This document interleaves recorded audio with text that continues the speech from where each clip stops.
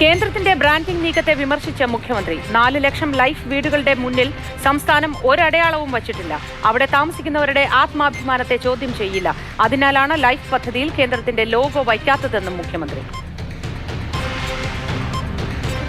മുഖ്യമന്ത്രി പിണറായി വിജയനെതിരെ വിമർശനവുമായി കെ സുരേന്ദ്രൻ. അഴിമതി മറയ്ക്കാൻ മുഖ്യമന്ത്രി അധികാരം ദുർവിനിയോഗം ചെയ്യുകയാണ്. മാസപ്പടിയിൽ മുഖ്യമന്ത്രി സത്യം തുറന്നു പറയണം. സിഎഎ പ്രക്ഷോഭം വിഷയം വഴിതിരിച്ചുവിടാനുള്ള ശ്രമത്തിന്റെ ഭാഗമാണെന്നും സുരേന്ദ്രൻ.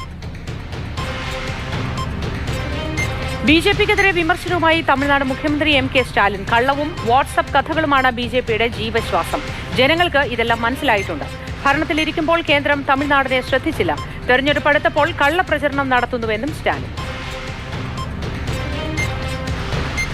തിരഞ്ഞെടുപ്പ് കമ്മീഷണർമാരുടെ നിയമനത്തിൽ പാർലമെന്റ് പാസാക്കിയ നിയമത്തിനെതിരായ ഹർജി മാർച്ച് 15-ന് സുപ്രീംകോടതി പരിഗണിക്കും.